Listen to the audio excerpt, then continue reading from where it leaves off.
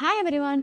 ஆஃபீஸ்லேருந்து வந்தோடனே சட்டன் பண்ணுற மாதிரி ரெசிபி சட்டன் நான் சொல்கிறேன், சட்டன் நோட் பண்ணிக்கோங்க. அண்ட் நீங்கள் இப்போ நம்ம பேஜுக்கு புதுசாக வந்திருக்கீங்கன்னா சப்ஸ்கிரைப் பண்ணிக்கோங்க. நம்ம பேஜில் நிறைய high protein recipes, quick breakfast, lunch, டின்னர்லாம் போடும். ஸோ மறக்காமல் சப்ஸ்கிரைப் பண்ணிக்கோங்க. உங்களுக்கு இந்த பேஜ் ரொம்ப யூஸ்ஃபுல்லாக இருக்கும். சரி, நம்ம சட்டன் வீடியோக்குள்ள போயிடலாமா? 200 கிராம் பாலக்கீரை, 2 சில்லி, 250 கிராம் சிக்கன், 20 மினிட்ஸ் ஊற வச்சு கேஷ்யூஸ் எடுத்துக்கலாம். பாலக்கீரை அப்படியே உள்ளே போட்டுடலாம். 200 கிராம் எடுத்துருக்கோம். 2 to 3 மினிட்ஸ் நல்லா இந்த தண்ணியில் கொதிக்கட்டும். இது நல்லா ஒரு 3 மினிட்ஸ் குக் ஆகிடுச்சு. இப்போ நம்ம அதை அப்படியே எடுத்துடலாம். சின்னதாக கட் பண்ண ஆனியன், கொஞ்சம் ஜிஞ்சர் கார்லிக் பேஸ்ட்டு. இப்போ இதில் வாஷ் பண்ணி வச்ச 250 கிராம் ஆஃப் சிக்கன் போட்டுக்கலாம்.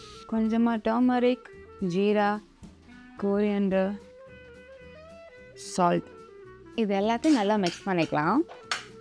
நம்மள நிறைய பேருக்கு கீரை பிடிக்காதுல்ல, இது மாதிரி நம்ம ட்ரை பண்ணோம்னா நம்ம கீரையும் சாப்பாடில் இன்க்ளூட் பண்ண மாதிரி ஆயிரும். அண்ட் பாலக்கீரை ஆப்வியஸாக ரிச் இன் அயர்ன்.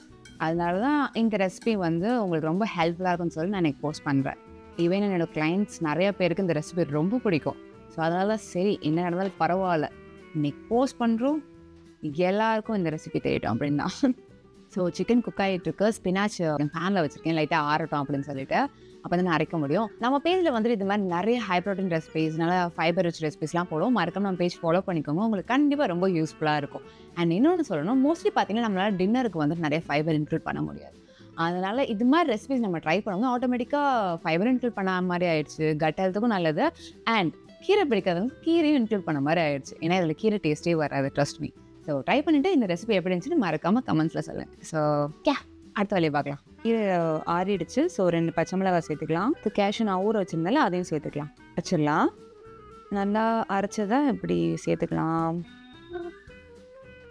இப்போ ஒரு நார்மல் லோ ஃப்ளேமில் வச்சுட்டு ஒரு 5 to 7 மினிட்ஸ் நல்லா குக் ஆகட்டும்.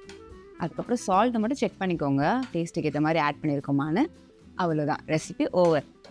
எல்லாம் இது மாதிரி திக்கார அளவுக்கு பண்ணிவிட்டு அப்புறம் மேலே லைட்டாக கஸ்தூரி மேத்தி போட்டுக்கலாம்.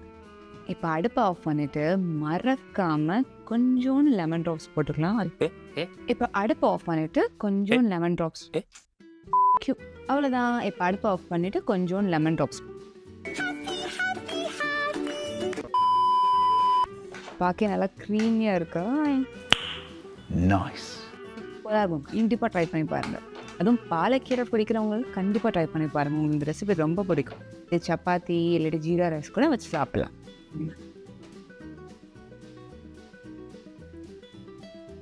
ஸோ ஒரு பர்ஃபெக்ட் யம்மியான டின்னர் ரெடி. நீங்களும் அதை ட்ரை பண்ணிவிட்டு எப்படி இருந்துச்சுன்னு மறக்காமல் வந்து சொல்லுங்கள், சரியா? அண்ட் மறக்காமல் சப்ஸ்கிரைப் பண்ணிக்கோங்க. அண்ட் எப்பவுமே எனக்காக சப்போர்ட் பண்ணுறதுக்கு ரொம்ப தேங்க்யூ. நெக்ஸ்ட் வீடியோவில் பார்ப்போம். பாய். நான் போய் சாப்பிட போகிறேன்.